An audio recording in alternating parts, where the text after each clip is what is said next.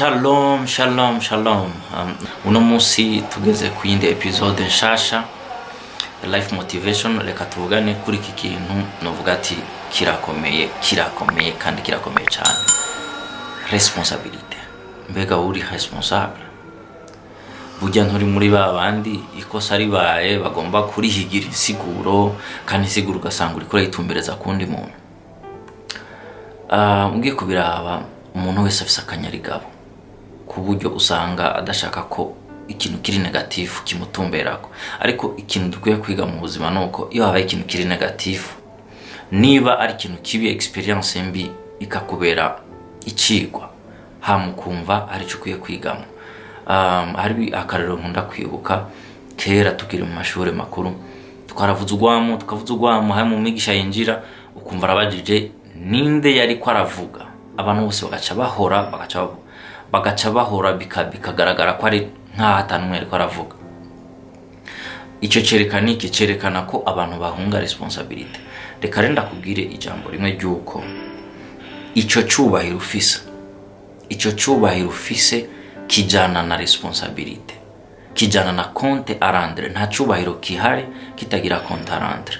Abantu benshi barakunda icyubahiro ariko badashaka kuranda compte, ahubwo akagomba ko niba ari kosa ryabaye, dufate nko ku kazi, ugasanga niba ari kosa ryabaye uri deje ushaka kugaragaza ko ryo bajyabaye mu bantu twara, ugasanga biragoye kubona umudeje yemera yuko ikosa ryamubaye, kuko iyo wemeye ikosa uba wemeye na cyacubahiro cyawe, ukavuga ati mu cyubahiro cyanje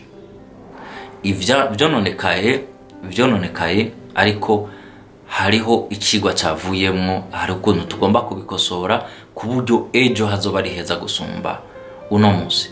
Ni ukuvuga ngo mu buzima rero nta muntu n'umwe adakosha. Umuntu atemera ko akosha umve ko ari intege nke, kuko no guhakana responsabilité zawe, no guhakana kwikora kw'icyubahiro.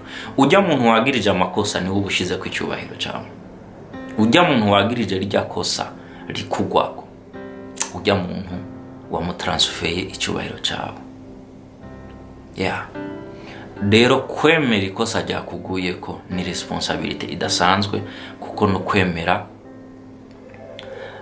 yuko ibintu byabaye muri domaine y'akazi kawe, byabaye muri domaine d'intervention yawe, hama ukemera n'ingaruka zose. Ingaruka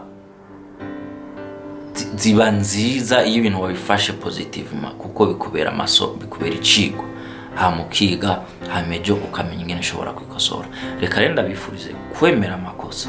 Ikosa ryakubaye ko ribi ryawe nyene uryakire, uryemere, hama uvuge ati ikintu kizokomeza kibaho, ndafise ukuntu nzogikosora.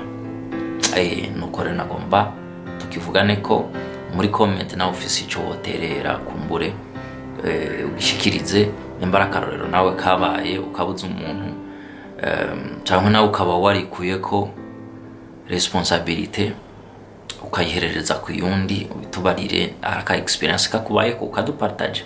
Hama rero ikiganiro Life Motivation abaye ko maracumviriza mwese, Imana ibahezagire, ariko kandi nturengana utagize partage, kandi niba utari subscribed, niba utaragira subscribe nuyikore, kuko tuzokomeza twitanga tubakorera ibindi biganiro byiza. Imana ibahezagire cyane, mugire ibihe byiza, murakoze.